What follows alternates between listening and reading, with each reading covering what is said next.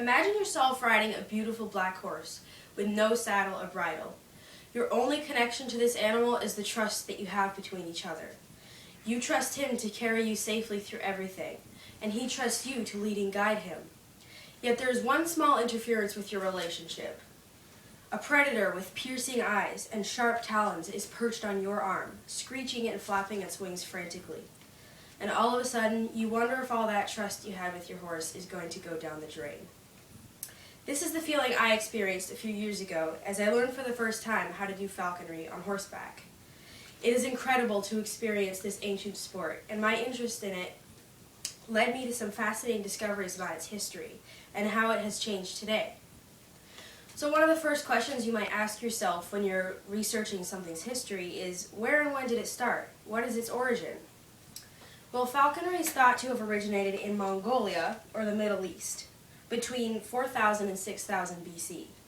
It definitely started in Asia, but the exact time and place is not known. It has been suggested that it originated in both Mongolia and Iran or Persia around the same time. Evidence has been found in Iran that depicts kings who practiced hunting with birds of prey some 8,000 years ago. Professor Keith Dobney, who has a PhD in archaeological science, writes, "According to traditional views, people first began to use tame birds of prey for hunting game in Central Asia during the 1st or 2nd millennium BC. Through trade and other contacts, the practice then extended westwards into the Middle East and eventually to Europe." However, he goes on to say that this theory raises a major puzzle. The first artistic views of falconry come not from the Far East, but from Turkey. Several carvings from around 1500 BC show a large bird on the fist of a human figure. This may indicate that falconry was well developed by the 8th century BC in the Middle East. That's more than 3,000 years ago. Another question you might ask yourself is, what was it used for? One of its main purposes was hunting. Falconry originally started as a means for survival and food. In Mongolia, falconers hunt with their golden eagles from the backs of small, strong horses.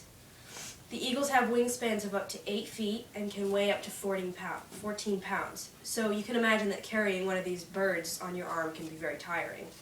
However, their incredible size gives them an advantage when it comes to hunting large prey, such as steppe foxes or wolves.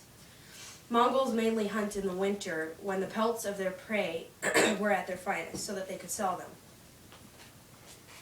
In the Middle East, hunting with falcons quickly became popular, and the Arabian Gulf became known for its falconers and for practicing falconry.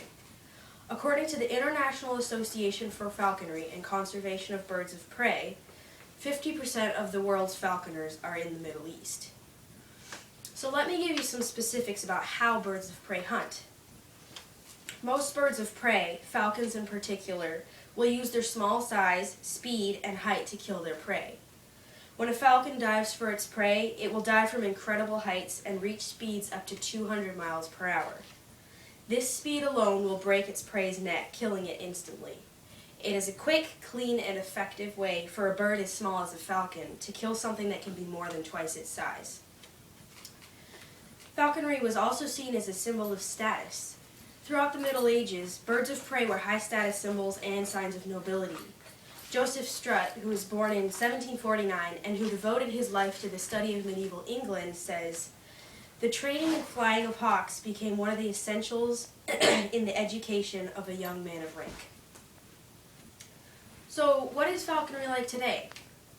Unfortunately, hunting with birds of prey has become more of a lost art, yet many are still trying to keep it alive.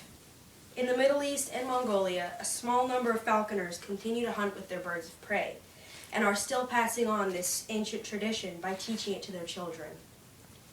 In the U.S., it has become more of a form of entertainment, and is a source of fun and adventure for anybody willing to try it. However, to own a bird of prey, you are required to have a falconer's license. It does take time and dedication to become a falconer, yet it is definitely worth the effort. My adventure with falconry all started when Master Falconer Marty Connolly of Temple, New Hampshire invited my sister and I to help train his birds. We found ourselves learning all about falconry in what became more of an unofficial apprenticeship. Over the course of 3 years, we learned to handle hawks, owls, and falcons. And in the fall of 2011, when I was around 13 years old, we were filmed by the New Hampshire Fish and Game Department, and the video clips aired on TV that year. Since the last time I held a bird of prey on my fist, I have continued researching the history behind this fascinating culture.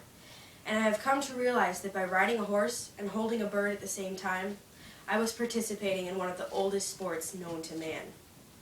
Unfortunately, since then, I have been unable to continue doing falconry due to other commitments I have made in my busy schedule. However, my interest in this ancient art has never left me, and researching its history brings me back to the time that I first learned it. And I can't help but imagine myself back on my horse, holding that bird. Thank you.